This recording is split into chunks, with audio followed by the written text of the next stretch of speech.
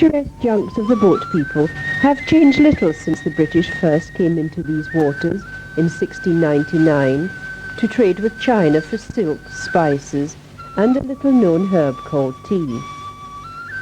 The boat people knew every shoal, every reef, every safe channel and anchorage south of the Pearl River. They certainly knew of this sheltered of water at the feet of the Dragon Mountain, and hidden behind the tiny island of Aptly Chow. Here they were safe from the ferocity of pirates and the fury of the supreme winds, now called typhoons. The greatest asset of the little harbour was the spring of fresh water that gushed free from the rocks on the slopes of the Dragon Mountain. Here the boat people could replenish their pots and water casks. Because of this blessing, they called this haven Hong Kong, which in their language means the Fragrant Harbour.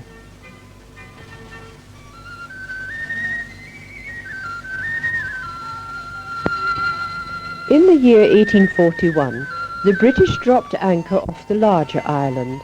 It was a barren island, with a few fishermen's huts squatting dejectedly close to the water. The fishermen sought the favours of Tin Hau, the goddess of the sea. They built her a jot house, carefully sited, so that the goddess could see and bless their junks as they left the safety of the Fragrant Harbour. The British landed on the larger island and raised the Union Jack. They built a barracks to house the soldiers sent to defend the rock which they had stolen from China. Queen Victoria's statue was set up. A Chinese labour force from the mainland was mobilized to build in the Victorian tradition. They built administrative buildings, a courthouse, and the Church of St. John. The workforce built themselves modest huts on the hills, close to the fishermen's village by the Fragrant Harbour. They brought with them a culture that reached back into the mists of time. They built temples covered with green porcelain tiles brought all the way from far-off Peking. Meanwhile, the boat people flocked into the Fragrant Harbour in their hundreds. Many of them forsook the hazards of the open seas and traded their large fishing junks for the smaller sampans, making the Fragrant Harbour their permanent home.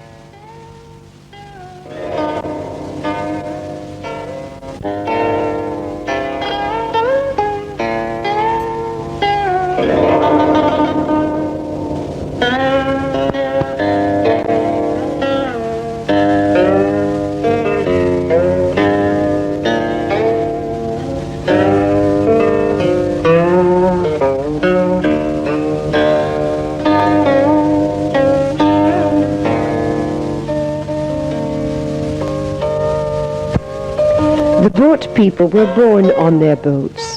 They lived and died on their boats. Solid ground felt strange beneath their feet, but over the years, their children and their children's children ventured on shore until they were equally at home on the land as they were on the water.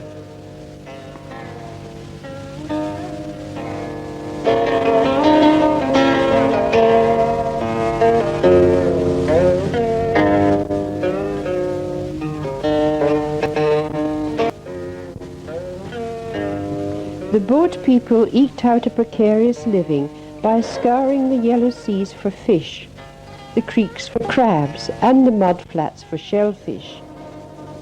They sent their women folk ashore with the produce of the sea. They washed and cleaned their catches and carried them to market in shallow rattan baskets.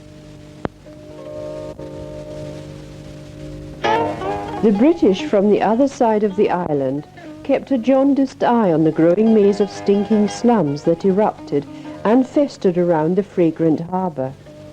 They had to give it a name. With a complete lack of feeling, they called it Aberdeen. Not, it is said, after the Scottish seaport, but after a lesser-known lord who slumbered in Westminster,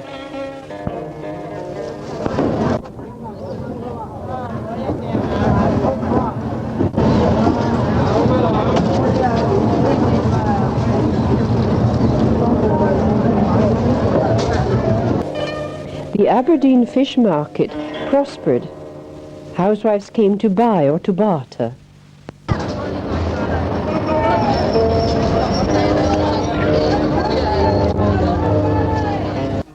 On the north side of the island, the British settlement quickly expanded along the thin coastal strip until it met and merged with the Chinese settlements on each side.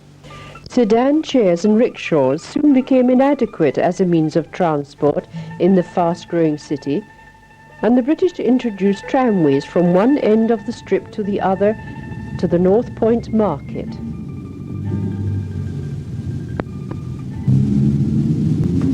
Here the Chinese bought their rice, vegetables and fruit. They displayed their ducks on the walls, as they used to do in Old Canton, much to the consternation of the chickens. Comes half a buffalo carcass for the butcher. The head is dragged in afterwards. The fishmonger cajoles the customer to enjoy the aroma of a long-dead dried fish.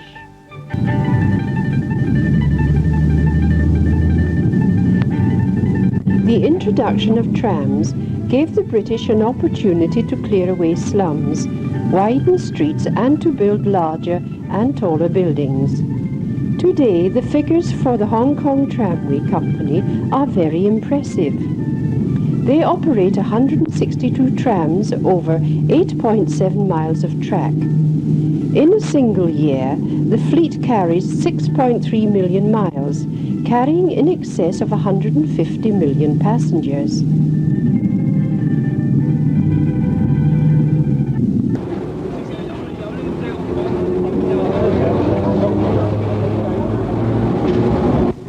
The Hong Kong Tramway Company boasts that the longest anyone needs wait for a tram in Central is a mere 25 seconds. As the population escalated, every flat building site along the coastal strip was utilized. The only way to build was up. Cheap flats for the workers reached new heights. In the new City Hall Registry Office, a continuous stream of couples pledge their troth and pose for their wedding photographs in the public gardens. Marriages are made in the moon according to the Chinese. The supreme matchmaker binds the two souls together with red string. Red is a lucky colour, and the old-fashioned bride wears a red gown. Her matron of honour favours happy yellow.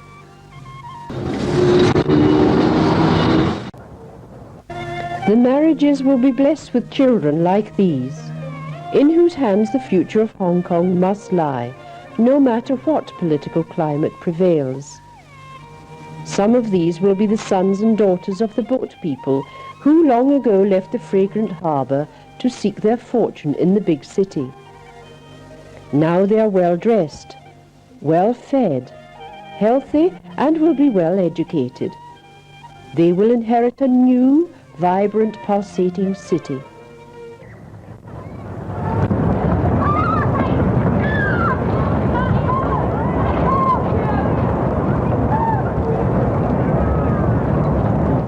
With land at a premium, the old buildings are torn down and replaced by taller and even taller buildings.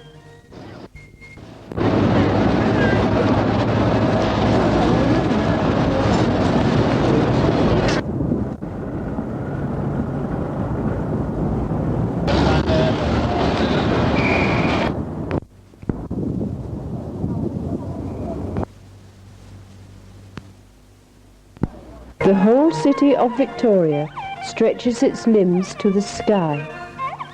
Along the thin coastal strip, a seething population of 1 million people seem all to be on the move at the same time.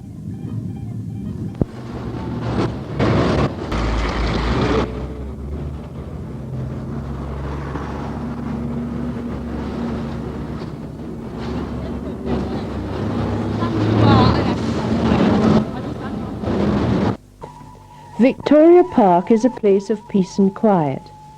Amongst the flowering bushes and trees, there is time to read the Sunday papers over a quiet smoke.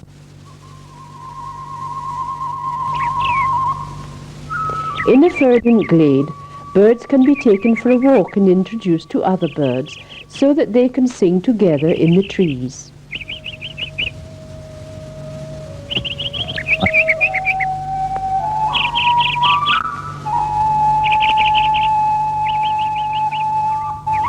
For some, the day always begins with a quiet half-hour of Tai Chi, ancient Chinese slow-motion exercises which are said to promote sharp eyes, cure blood pressure and stomach disorders, and to produce a clean and healthy mind.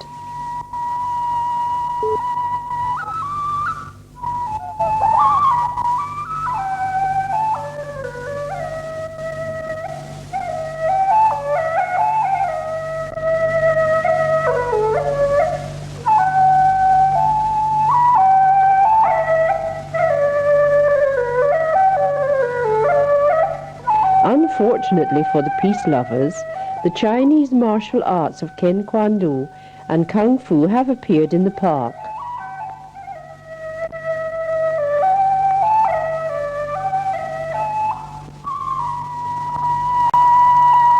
On this particular Sunday morning, the peace is also shattered by the roar of miniature petrol engines taking part in an international go-kart Grand Prix.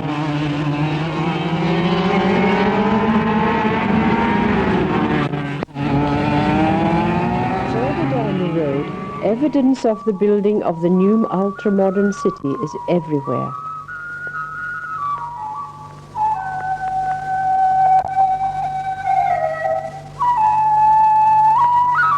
The new Allied Forces headquarters owes its unique shape to the modern vagaries of leaving time bombs in car parks.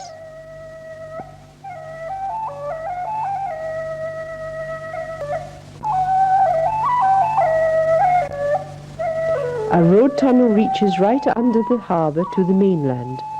A railway tunnel is soon to follow.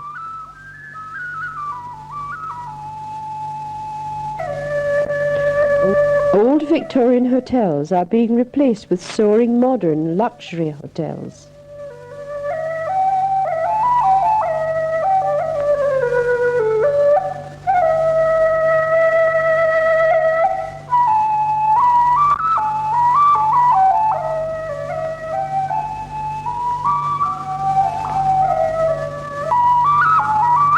The central district has been long dominated by the Connaught building, the first of the ultra-modern projects. Here covered walkways crisscross, a very busy part of the city. Modern sculptures flourish in odd places.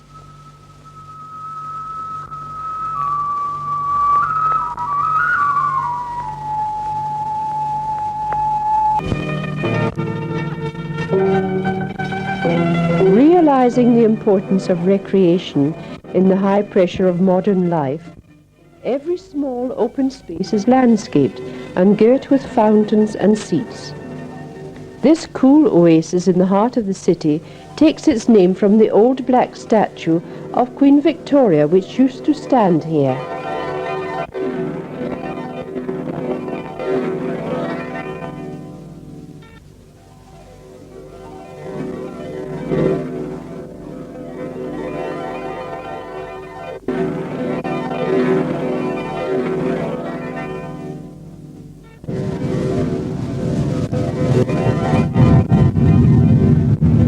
The best views of the new city can be seen from Victoria Peak, which can be reached by the Peak Tramway.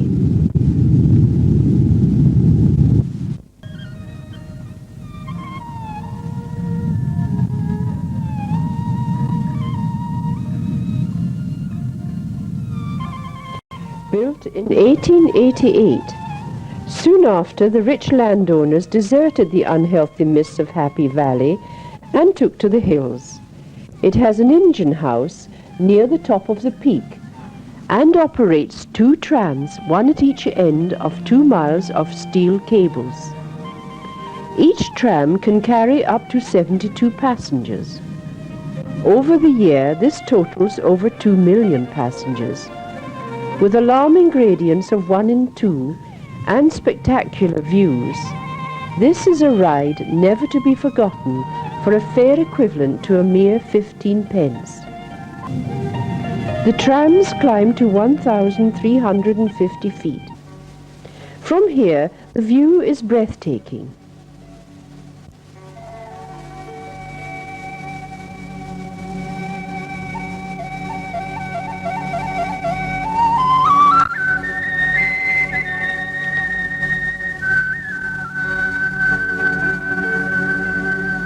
The British had never intended to colonize the barren rock when they landed in 1841. Their only interest was in the stretch of water between the island and the mainland of China.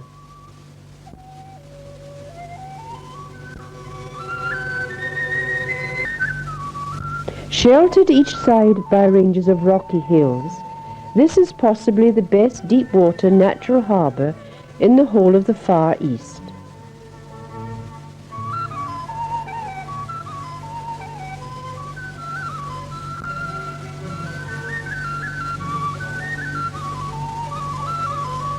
It was not the British, but the stream of Chinese refugees who fled from the mainland who really colonized Hong Kong. They were industrious and worked hard. On land reclaimed from the sea, they built the modern skyline as it is seen today.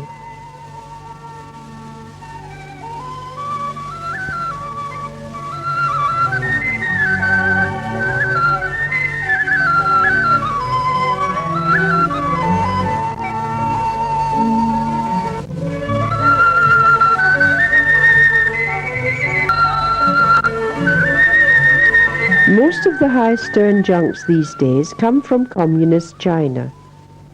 They come from the north and sail through the harbour as a shortcut to the Pearl River and thus to Canton. The Hong Kong boat people now mostly run motorised junks and sampans. After a hard day, they like nothing better than to return to the real Fragrant Harbour, round by Aberdeen on the south side of the island.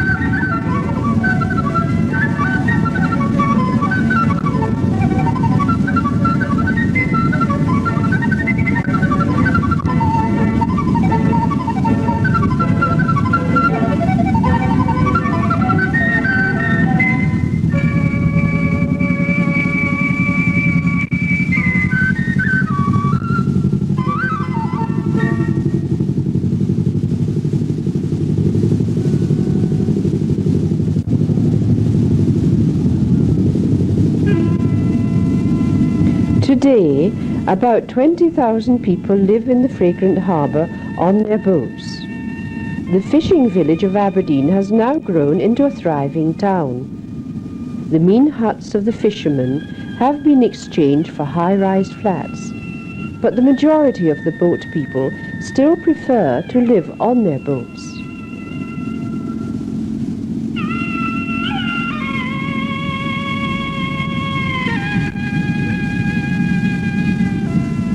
A little way along the coast from the Fragrant Harbour is a sandy beach called Repulse Bay, which is a favourite spot for relaxing on the weekends. The Chinese congregate here in their hundreds for picnics and group barbecues and outdoor games. At the far end of the beach, a rich group of descendants of the boat people have built this magnificent temple to thank the gods for their prosperity. They erected huge statues of Kuan Yin, the goddess of mercy, and Tin Hua, the goddess of the sea, both looking out to sea, watching and waiting to bless the junks from the Fragrant Harbour as they pass. With all their riches, they will never go back to live on the Fragrant Harbour, but they still keep up the tradition with the sea. With their new beautiful racing yachts, they have become the new boat people. They burn joss sticks for Tin Hau and pray to her to make the whole of Hong Kong a beautiful and prosperous fragrant harbour.